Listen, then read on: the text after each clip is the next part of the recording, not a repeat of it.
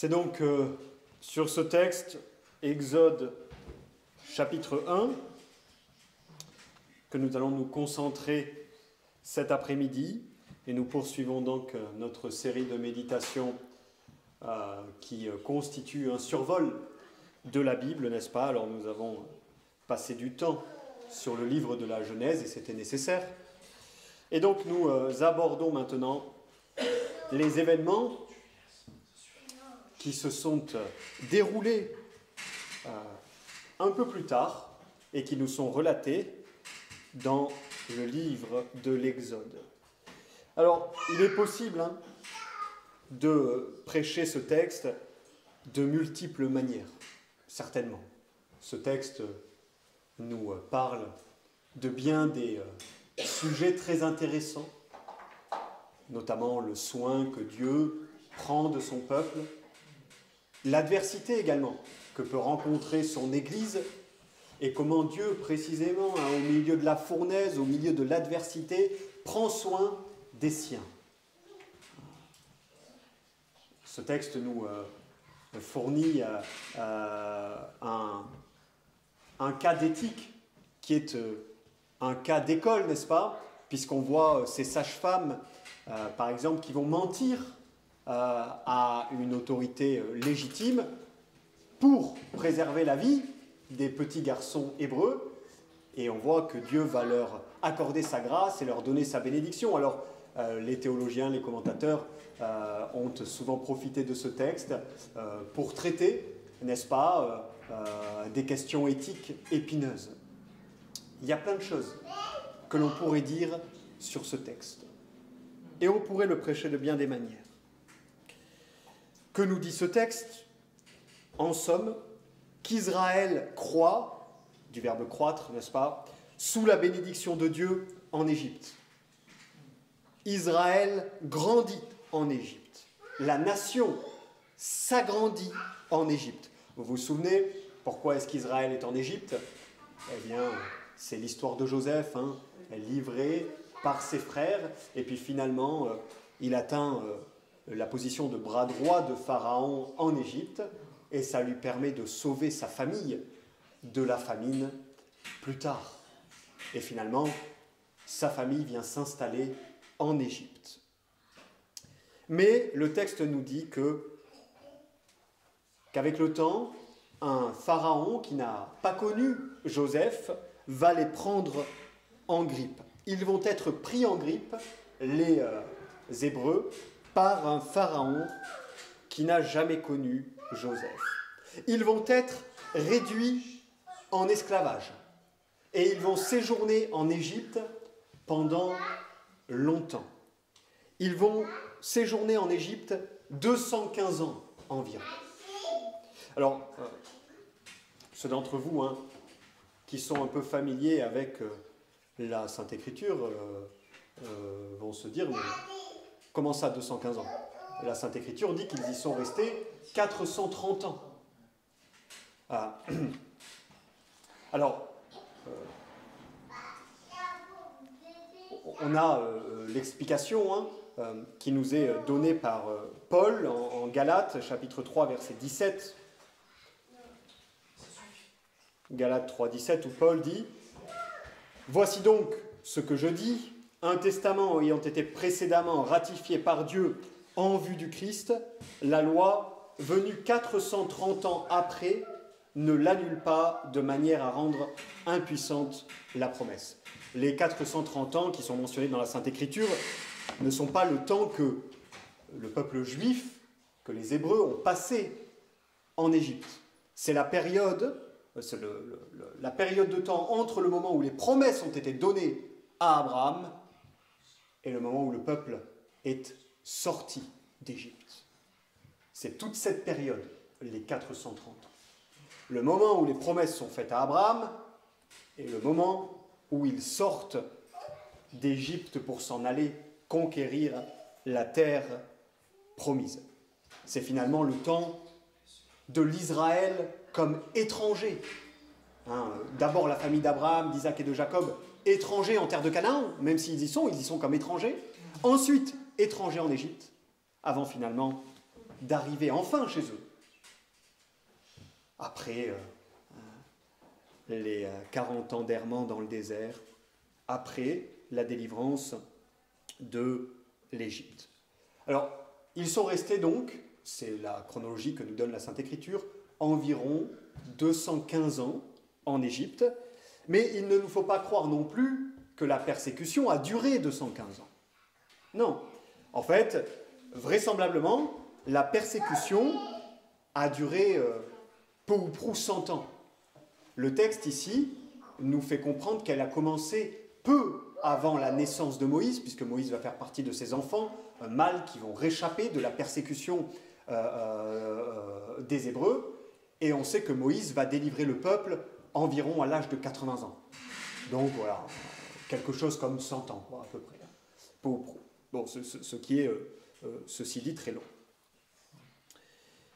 Ce texte met donc en relief des vérités importantes, la bénédiction de Dieu pour son peuple, l'opposition et l'oppression des ennemis de l'Église, et bien sûr la souveraineté de Dieu dans ce conflit qui oppose l'Église à ses ennemis.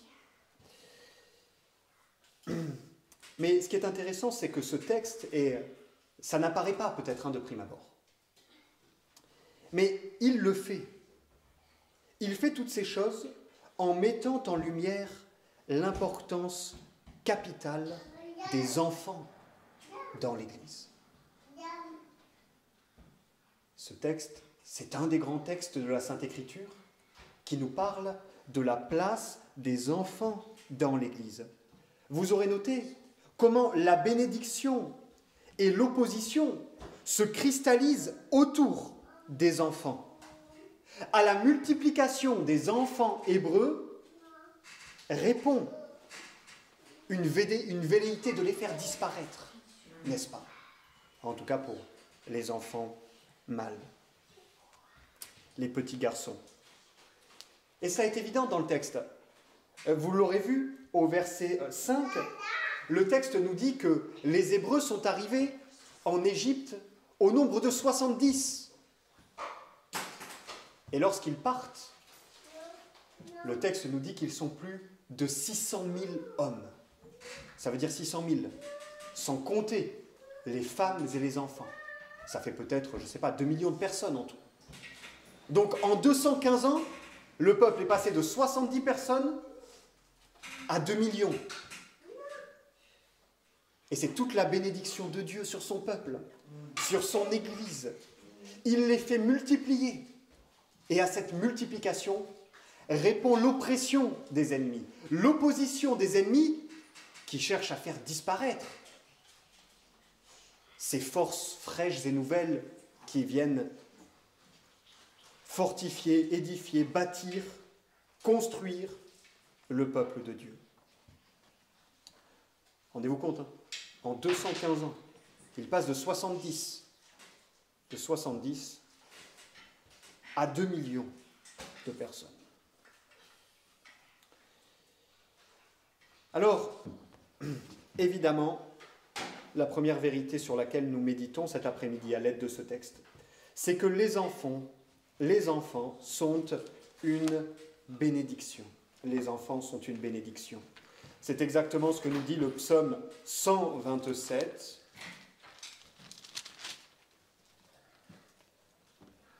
Si l'Éternel ne bâtit la maison, ceux qui la bâtissent travaillent en vain.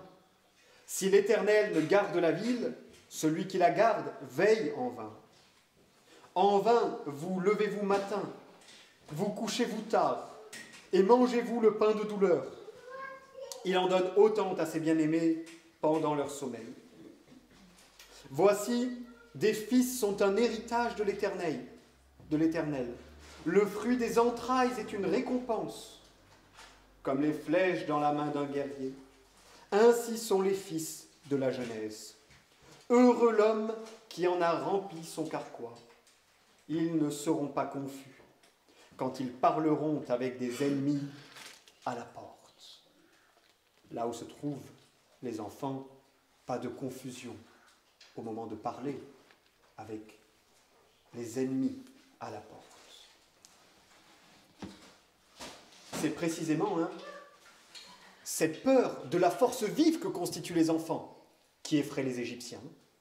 Ils ont peur que Israël, ne s'accroissant trop, puisse finalement, un jour, devenir leur ennemi, s'allier avec une autre nation contre eux.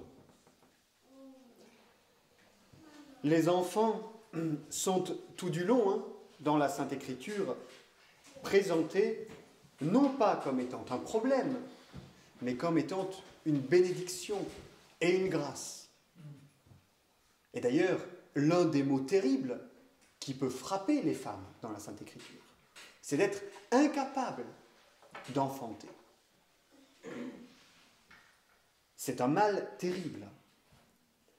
Dans ce texte, la bénédiction de Dieu sur son Église est manifeste comment ? Par la multiplication des enfants. Par la multiplication des enfants. Vous devez considérer que les enfants sont une bénédiction dans l'Église, et ce d'une triple manière. Ils sont une bénédiction dans l'Église parce qu'en eux, l'Église est perpétrée. L'Église est préservée en eux. En fait, il en va dans l'Église comme il en va de la nation ou de la famille. S'il n'y a pas d'enfants, une famille, une lignée s'éteint. Dans une nation, s'il n'y a plus d'enfants, tôt ou tard, la nation finit par disparaître. Alors bien sûr, dans la famille comme dans la nation, et comme dans l'Église, des éléments extérieurs peuvent venir se greffer. Que ce soit la vie familiale, on voit des parents qui adoptent des enfants, n'est-ce pas ? On voit des étrangers qui prennent une nationalité qui n'était pas la leur au départ. Et dans l'Église, on voit des conversions par les gens qui sont dehors, en dehors de l'Église. Mais le moyen, par excellence, que Dieu utilise pour la préservation de son Église, ce sont les enfants. C'est la génération d'enfants, la naissance de nombreux enfants. Les portes de l'enfer ne peuvent prévaloir contre l'Église. L'Église est là, elle le restera jusqu'au jour dernier. Et cela s'accomplit en grande partie, grâce aux enfants qui naissent. Grâce aux enfants qui naissent. Sans eux, il n'y a pas d'église durable. Les enfants ont toujours été inclus. Ils ont toujours été inclus dans l'église. Genèse chapitre 17, verset 7, Genèse 17, 7. J'établirai mon alliance entre moi et toi, et tes descendants après toi, selon leur génération. Ce sera une alliance perpétuelle, en vertu de laquelle je serai ton Dieu, et celui de ta postérité après toi. En parlant des enfants des croyants, dans le livre de Malachie, on trouve qu'ils sont dépeints comme étant une semence sainte, une postérité sainte. Et puis, les promesses de la Nouvelle Alliance, en Jérémie chapitre 32, verset 39, inclut les enfants. Je ferai toutes ces choses pour leur bien et pour celui de leurs enfants après eux. Acte chapitre 2, verset 39, le grand discours, le grand sermon de l'apôtre Pierre au jour de la Pentecôte. Ces promesses sont pour vous et pour vos enfants. Il est important de comprendre que l'Église a aussi une vie organique. L'Église a une vie organique. Elle se préserve, elle se perpétue par les générations qui se succèdent. Dans la vie de l'Église, tout n'est pas à reprendre depuis le début, à chaque génération. L'Église vit dans les familles, par l'engendrement et la génération de petits-enfants. Alors les enfants sont une bénédiction, et ils sont une bénédiction dans l'Église. Pourquoi ? Parce que c'est en eux que se perpétue n'est-ce pas, l'Église. Deuxièmement, les enfants sont une bénédiction dans l'Église parce que la bénédiction de Dieu repose sur eux. La bénédiction de Dieu repose sur eux. Marc chapitre 10, versets 13 à 16.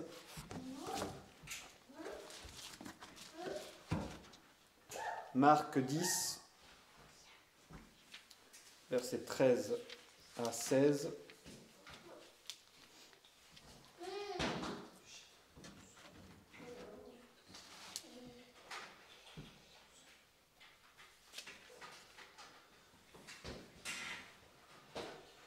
Et on lui présentait des petits enfants afin qu'il les touchât.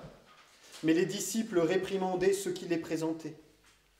Et Jésus, voyant cela, fut indigné et leur dit : Laissez venir à moi les petits enfants et ne les en empêchez pas, car le royaume de Dieu est à ceux qui sont comme eux. Amen, je vous le dis, quiconque ne recevra pas le royaume de Dieu comme un petit enfant n'y entrera pas. Et les prenant dans ses bras et posant les mains sur eux, il les bénissait. Le Christ prend les enfants. Dieu, le Fils fait homme, prend les petits-enfants de l'Église et il les bénit. La bénédiction de Dieu repose sur nos enfants. Ils héritent des promesses de l'Alliance, nos enfants. Et nous verrons que c'est normal, dès lors que l'ennemi cherche à les détruire et qu'il cherche à maudire ce que Dieu a béni. Les enfants sont une bénédiction dans l'Église de multiples manières, notamment parce qu'ils sont des exemples et qu'ils nous enseignent, dit le Seigneur Jésus dans ce texte. Mais de multiples manières, ils sont une bénédiction. De multiples manières. Ils sont une bénédiction parce que la bénédiction de Dieu repose sur eux. Enfin, troisièmement, les enfants sont une bénédiction dans l'Église parce qu'ils sont des témoignages éclatants de l'œuvre de Dieu. Les enfants sont des témoignages éclatants de l'œuvre de Dieu. Des livres dans lesquels la gloire de Dieu est dépeinte avec un éclat à nul autre semblable. Psaume 8, versets 2 et 3. « Éternel, notre Seigneur, que ton nom est magnifique sur toute la terre. Ta majesté s'élève au-dessus des cieux. Par la bouche des enfants et de ceux qui sont à la mamelle, tu as fondé ta gloire pour confondre tes adversaires, pour imposer le silence à l'ennemi et au vindicatif. » Un texte qui sera repris par le Seigneur Jésus et qu'il s'appropriera pour lui-même. Les enfants sont un témoignage éclatant de la gloire, de la puissance et de la majesté de Dieu. Et ça, pas seulement par leur création, même si la création d'un enfant est quelque chose d'absolument merveilleux et fascinant, mais ils sont aussi des témoignages de la puissance et de la gloire de Dieu dans la manière dont Dieu peut œuvrer en eux. Le royaume des cieux est pour eux et pour ceux qui leur ressemblent. Ils sont des modèles pour les croyants adultes. Dans les enfants, nous voyons parfois que la grâce n'attend pas le nombre des années. Le Seigneur œuvre dans nos enfants et leur accorde sa grâce. Qu'on se le dise, une église qui n'a plus d'enfants, l'église sans enfants, elle ne va nulle part. Elle ne va nulle part. C'est l'un des grands enseignements de ce texte. La force de l'Église dépend, en bonne partie, de ses enfants. Deuxièmement, voyons une autre des grandes vérités que nous révèle ce texte en rapport avec les enfants et leur place dans l'Église. Les enfants sont une bénédiction, c'est le premier point. Le second, les enfants sont un terrain de bataille, un champ de guerre. J'en ai dit un mot il y a un instant, mais à l'image de Balak et de Balaam, les ennemis de l'Église vont toujours chercher à maudire et à détruire ce que Dieu a béni.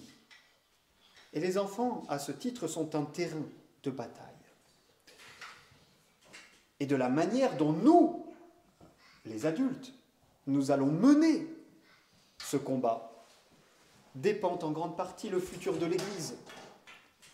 Le futur de l'Église dépend en grande partie de la façon dont les adultes dans l'Église se battent pour leurs enfants.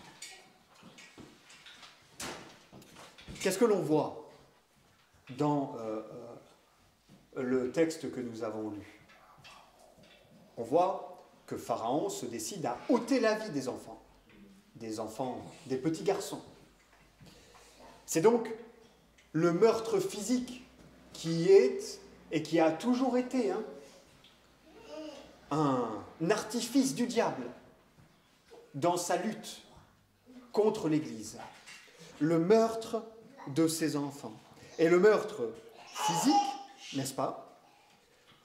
On voit que on n'en est pas totalement exempt aujourd'hui. Je vous rappelle que si l'avortement fait surtout des ravages en dehors de l'Église, il en fait aussi dans l'Église. Par un manque de courage de la part, particulièrement de ceux qui sont en chair, particulièrement des pasteurs qui n'ont pas le courage de dénoncer l'avortement comme une transgression du 6e commandement qui nous interdit d'assassiner. Y compris dans l'Église, l'avortement fait des ravages. La maltraitance, des plus faibles dans la Bible, la maltraitance de ceux qui sont sans défense, ça fait partie des péchés et des crimes les plus graves qui soient.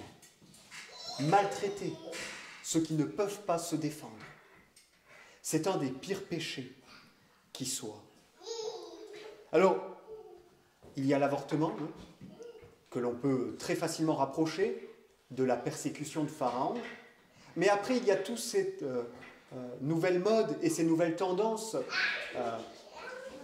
qui sont, à coup sûr, dévastatrices pour l'Église.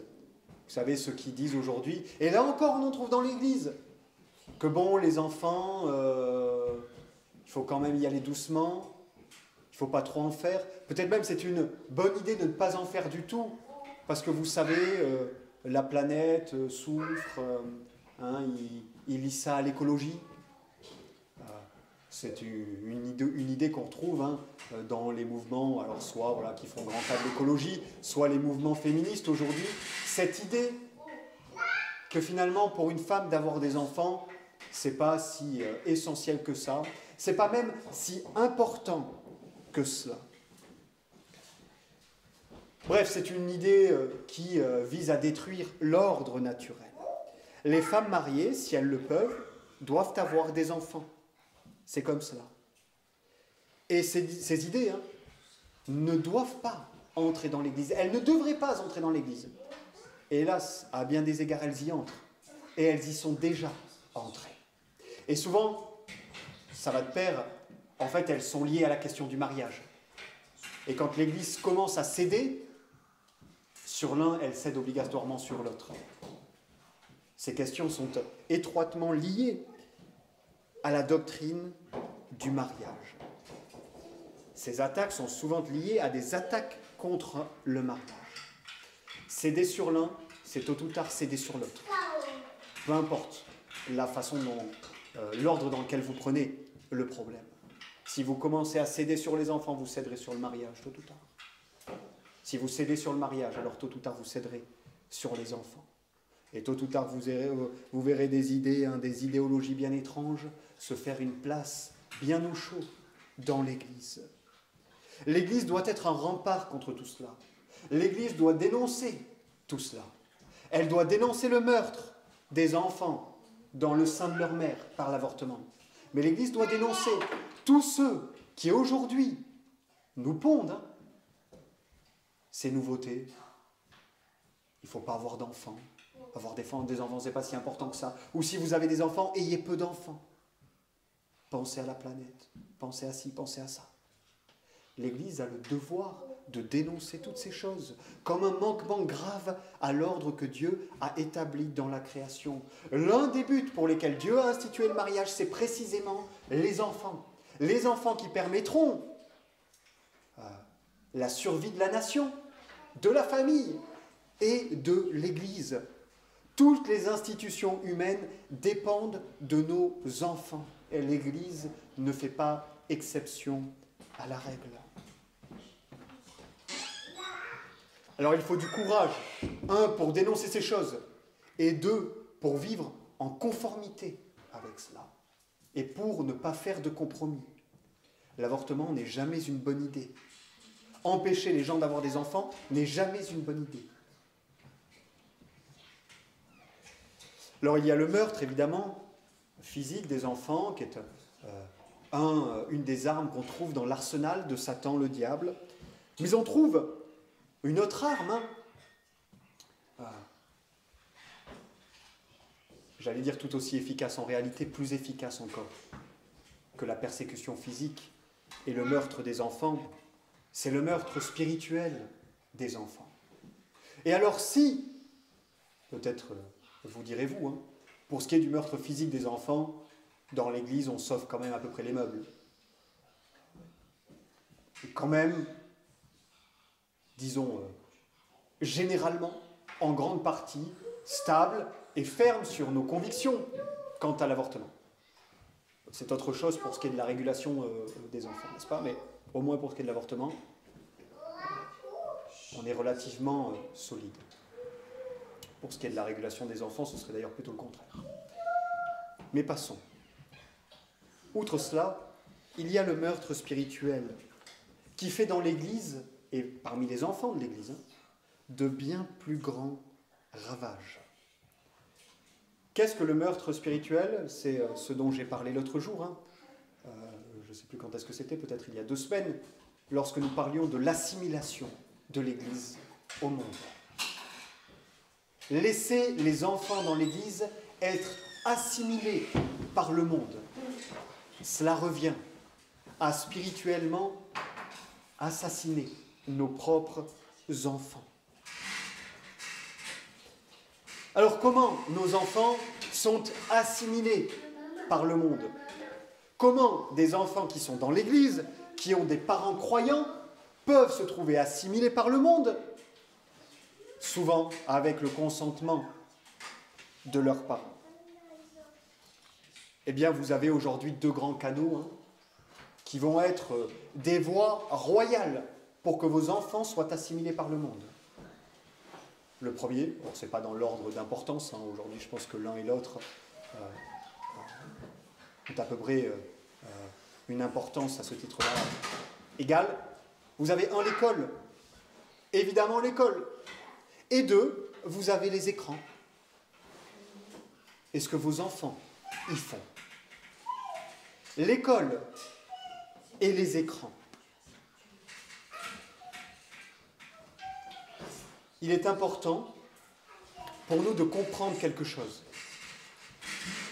Et d'une manière générale, il est important pour les croyants de n'être pas naïfs.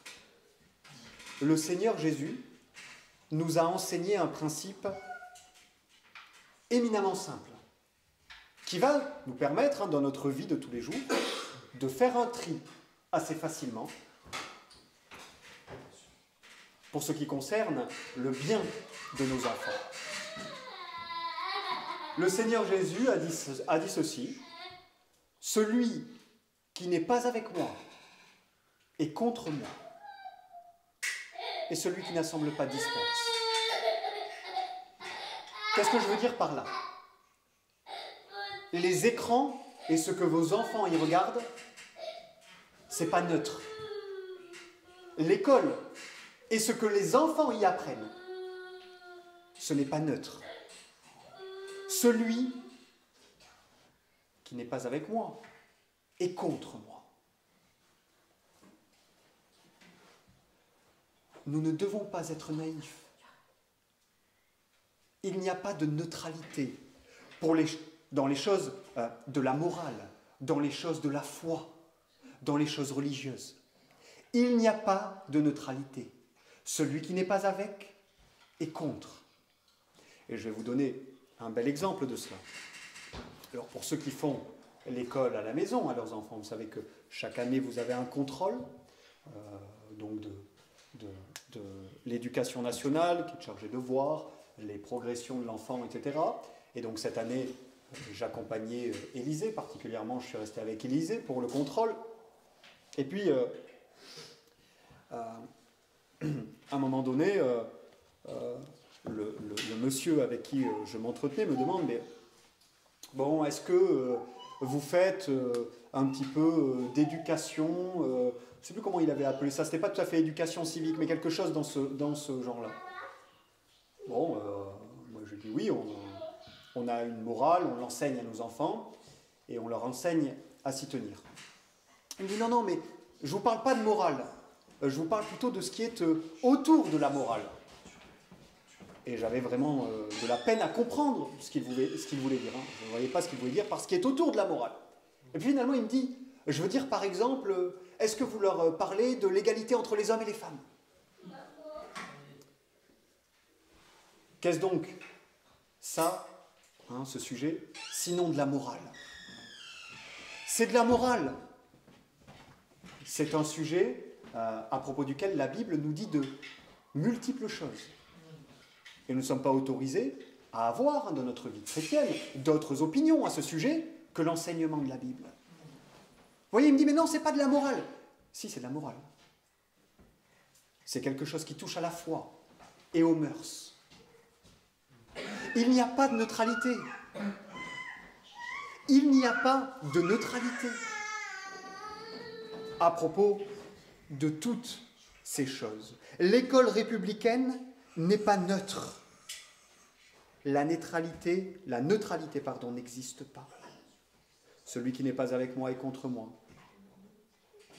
Celui en qui se trouve l'amour du monde, l'amour du Père, n'est pas en lui, nous dit l'apôtre Jean.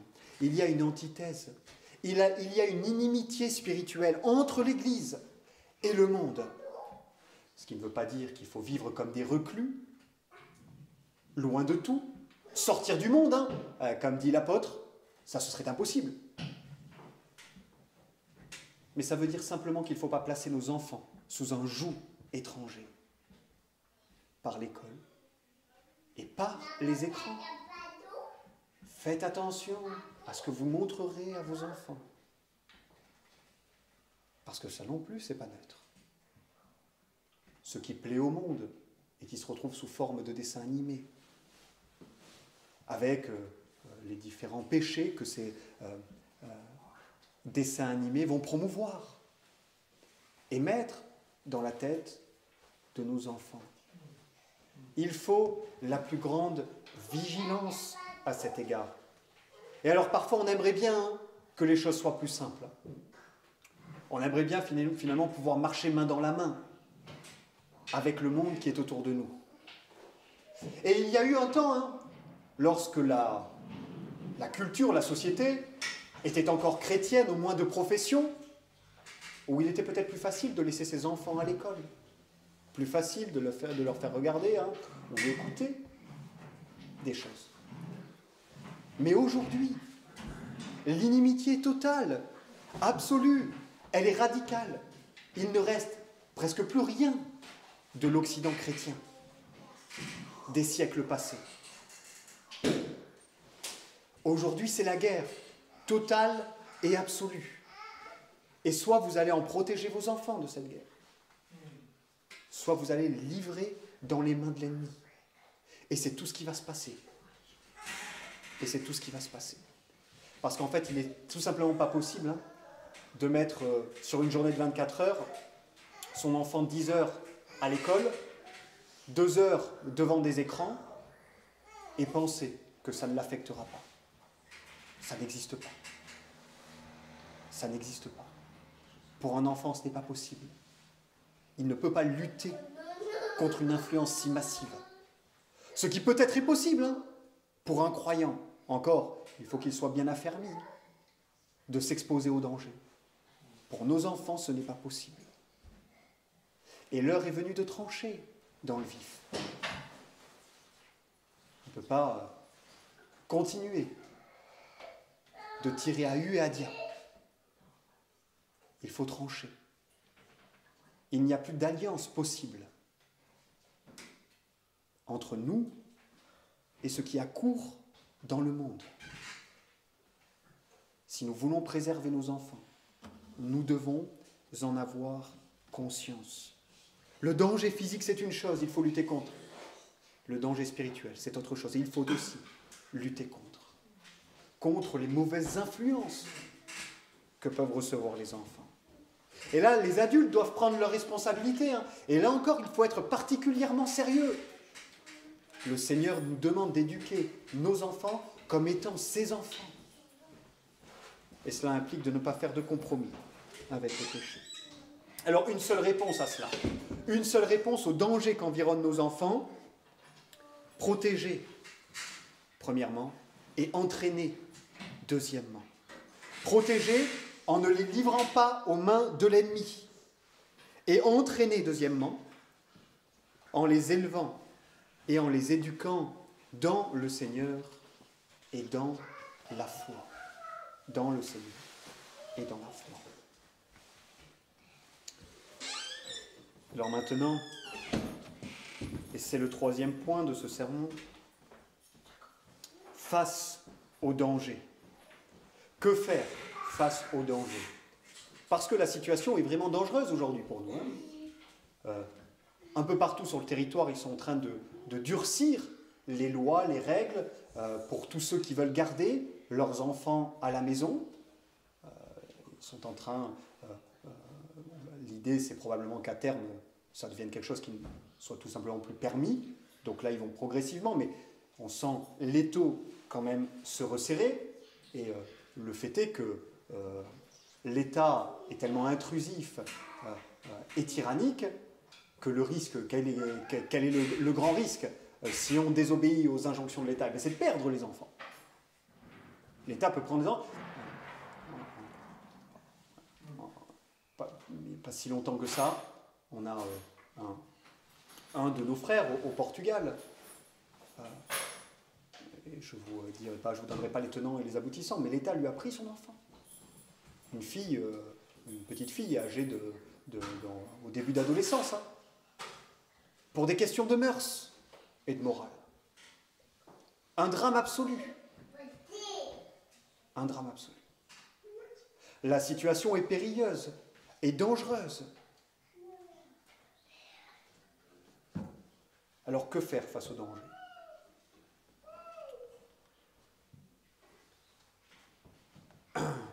La première chose, et je pense qu'elle est importante à signaler, c'est que si, pour le bien de nos enfants, il nous faut fuir ou partir vers de nouveaux horizons, alors c'est la meilleure chose à faire.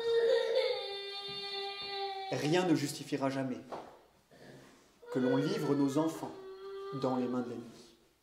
Nous préférons l'exil, nous préférons une vie d'errance que de livrer nos enfants dans les mains de l'ennemi. Alors la première chose, c'est évidemment pas de compromis. Pas de compromis. Les choses peuvent être dures. On peut être obligé de partir. Mais pas de compromis. Alors évidemment, là, l'idée, elle est double. Elle est à la fois se soustraire à cet état tyrannique qui peut-être à un moment donné nous empêchera de garder nos enfants chez nous pour les éduquer, et deuxièmement, éviter le deuxième coup de lame qui est de se faire subtiliser les enfants, n'est-ce pas? Donc le meilleur moyen, le meilleur remède, ça reste de partir, parce que c'est comme ça.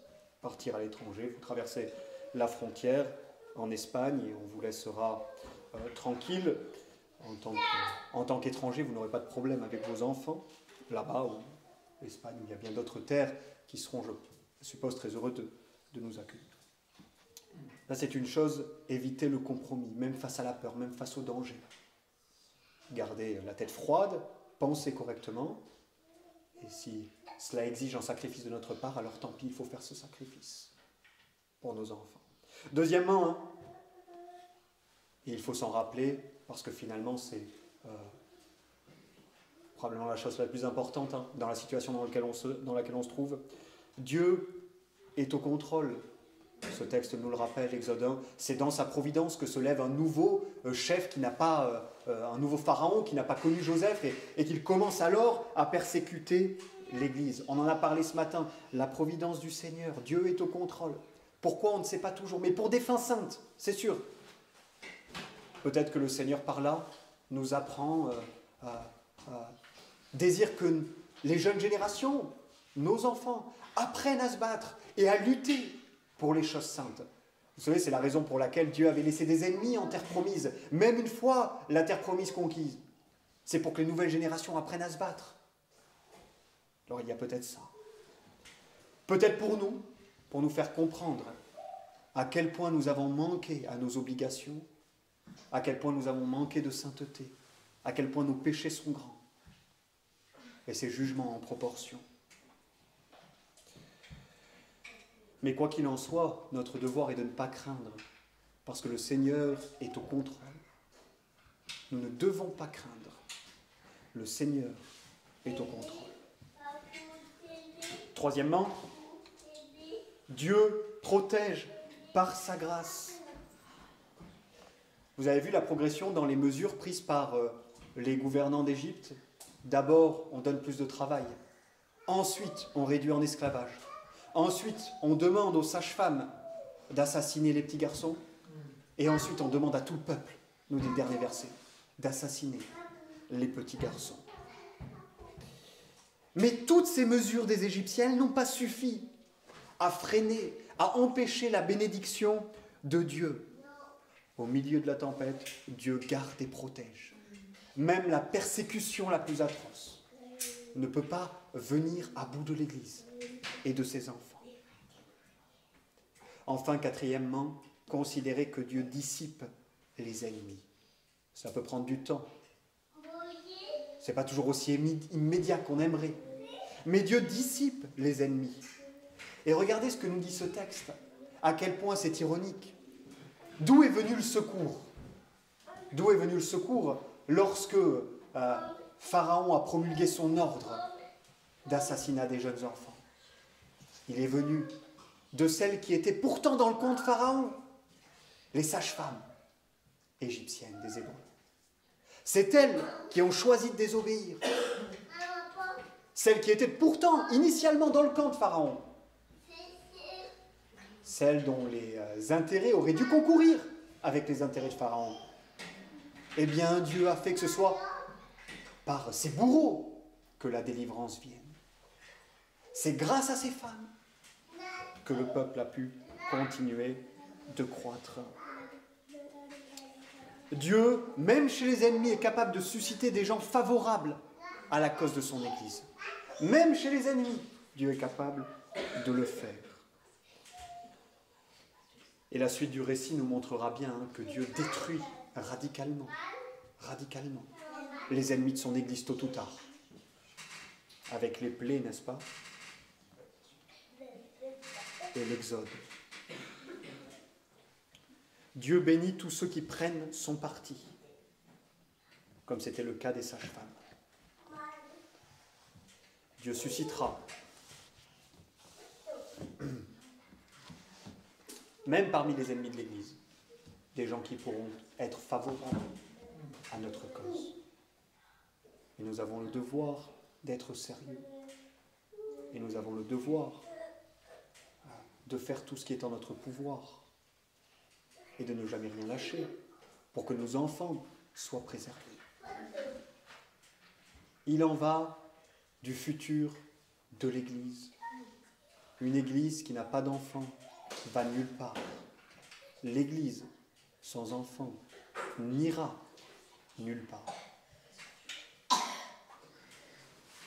Alors prenez soin des enfants que le Seigneur vous confie. Et peu importe, il y a dans les vœux d'ordination qui sont prononcés par les ministres dans notre Église, une question qui engage à rester fidèle à la Constitution, peu importe le trouble ou la persécution qui pourrait arriver.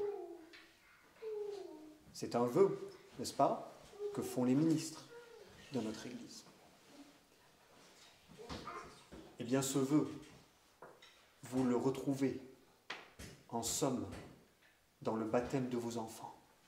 Vous avez fait vœu de les protéger et de les éduquer selon le Seigneur, peu importe les troubles et les persécutions qui pourraient advenir. Alors, gardez vos enfants, protégez-les, éduquez-les dans la foi au Seigneur, et l'Église vous en sera gré, l'Église dans le futur. Que le Seigneur donc nous accorde sa grâce. Levons-nous pour prier.